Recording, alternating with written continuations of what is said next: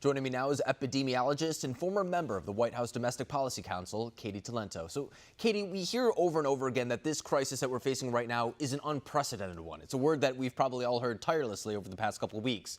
How is this virus different than maybe ones that we've seen in the past? Great question. So I'll start with how it's similar. It's most similar to the 1918 influenza pandemic, which killed tens of millions of people. But I do think it's quite different from our annual flu epidemics every year, so that it's more contagious. It's potentially higher case fatality rate, but really we don't know the case fatality rate. It's certainly more deadly for the at-risk groups, but we don't know what that real denominator is in that rate. And that's one of the things that it's really important to get the serology antibody study coming out from the CDC quickly so we can identify just how many people in our population have been infected but may not have had symptoms. Until then, we can't really know what other disease it's like, 'cause we don't know what the attack rate is.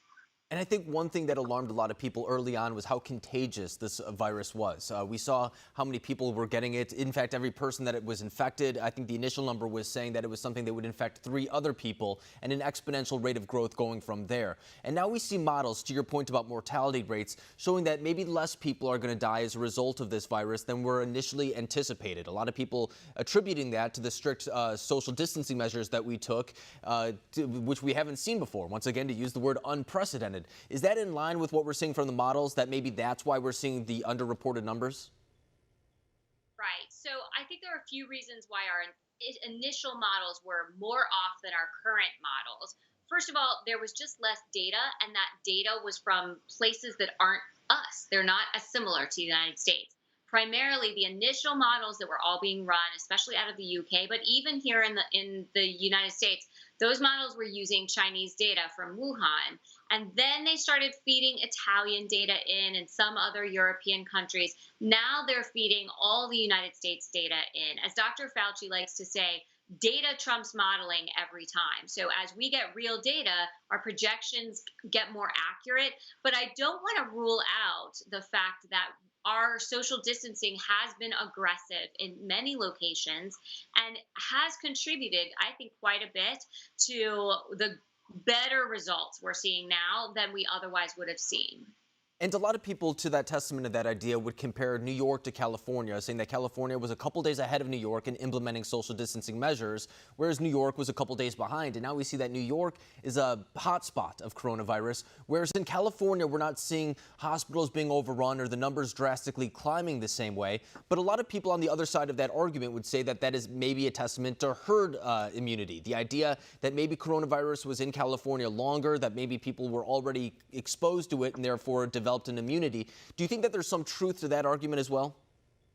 It's impossible to say until we've done those serology studies. We really need to go out there and test random samples of people who aren't sick and find out if they were exposed. Until we have that information, we won't know. And right now, all those tests are going to healthcare workers and targeted populations. So I think the trials are starting in the population at large, but they're prioritized right now for healthcare workers and other specific populations. So it's impossible to say. But I will say that California, it wasn't just a few days in advance. They were several weeks ahead of New York. And in fact, Mayor de Blasio, his health advisors were threatening to quit while he was still telling people to go about their business as normal. So I think that there is a real difference in how the health authorities handled things in California and New York City. I think that's a very good point. And of course, Mayor de Blasio getting in a little bit of trouble for telling people to stay at home and then going to the gym himself. It's not necessarily good for optics. But we keep saying that this is unprecedented, that these models were a little bit off because we took unprecedented measures. This is an unprecedented threat. I can say the word over and over and over again. But in regard to a federal response, how do you think the administration did from an isolationist standpoint in regard to cutting off travel and doing what they needed to do early on in order to prevent this outbreak from getting to a dire situation? Yeah, I think that we are very lucky that President Trump was the man of the hour. If we had had someone who didn't have as firm a commitment to the idea of borders and of sovereignty, we could have been in real trouble the way many European countries were so quickly.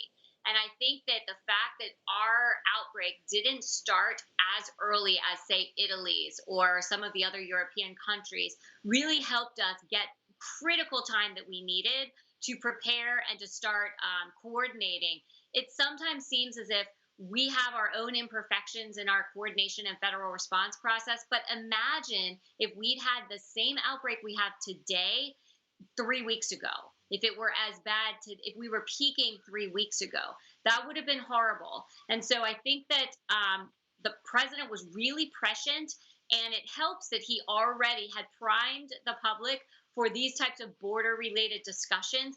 And he was under a ton of attack. Even the World Health Organization told him not to do these lockdowns from travel restrictions from China and elsewhere. He was being told by the global public health authorities not to do that. And he did it anyway. I'm not sure another president would have done that. No, it's an extremely difficult situation, and a decision that I would not want to make, to shut down the economy. And we know how much the president ties himself to the economy, so that it kind of adds even more so to how hard that decision must have been. And now more questions being raised by the World Health Organization as well regarding what you were saying, them kind of siding with China, saying that we didn't need to close down our borders at that time. And now in hindsight, it looks like it was the right idea. But Katy, Talento, I really appreciate you coming down and breaking down this for us. Thank you.